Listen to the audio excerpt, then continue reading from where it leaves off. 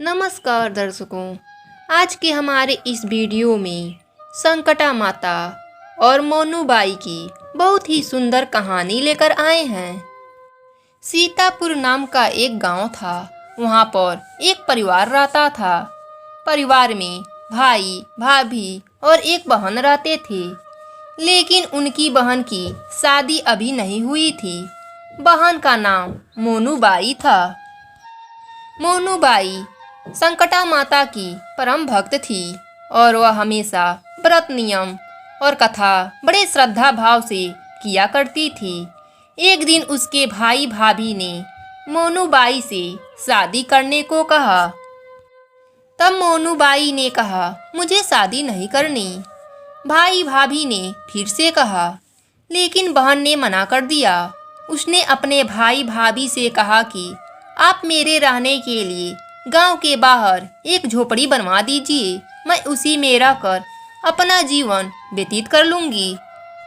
फिर मोनूबाई ने गांव के सभी लोगों से कहा, हे गांव वालों, आप लोग अपने गाय बछड़े मेरे झोपड़े के पास चरने के लिए छोड़ दिया करो। मैं सभी के गाय बछड़ों की देखभाल करूंगी।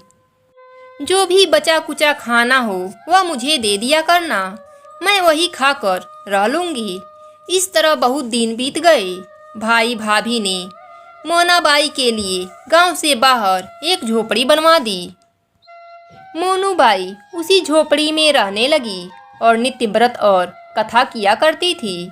एक दिन उस देश का राजा शिकार खेलने जंगल में जा रहा था।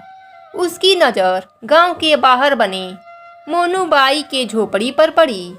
राजा झोपड़े के पास जाकर आवाज लगाने लगा, यहाँ कौन रहता है? जब कोई भी उत्तर नहीं मिला तो झोपड़े के दरवाजे को खटखटाने लगा।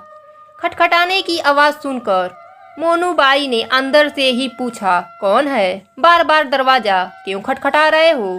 क्या काम है?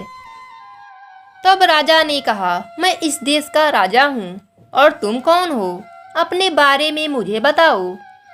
तब मोनूबाई ने बाहर निकल कर आई और अपना परिचय राजा को दिया। राजा मोनूबाई को देखकर मोनूबाई पर मोहित हो गया और उन्होंने मोनूबाई से कहा, मैं तुम्हारे साथ विवाह करना चाहता हूँ। लेकिन मोनूबाई ने विवाह करने से मना कर दिया। राजा ने मोनूबाई से विनती की, तुम मुझसे विवाह कर लो। लेकिन मोनूबाई ने कहा, मैं पराये पुरुष का मुंह नहीं देखती, तुम अपने महल लौट जाओ, मैं तुमसे विवाह नहीं कर सकती। राजा ने उसकी बात पर ध्यान नहीं दिया और मोनूबाई को जबरदस्ती उठाकर अपने घोड़े पर बैठाकर महल के तरफ चल दिया। मोनूबाई ने राजा को श्राप दिया, हे राजा, तेरा राजपाट सब नष्ट हो जाएगा। महल में पहुंचकर राजा ने अपने रानियों को सारी बात बताई। सारी बात सुनकर रानियों ने राजा से कहा कि आप मोनूबाई को सही सलामत झोपड़े में छोड़ आओ।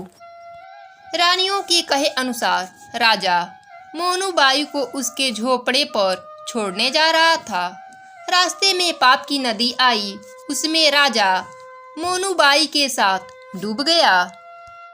मोनूबाई मृत्यु के बाद जब धर्मराज के दरबार में पहुंची, वहां धर्मराज ने उसे स्वर्ग का पूरा राज्य दे दिया। और धर्मराज जी बोले, मोनूबाई की कथा को जो भी कहेगा, सुनेगा या हुंकारा भरेगा, उसके भी सारे कष्ट दूर हो जाएंगे। जय हो माता की।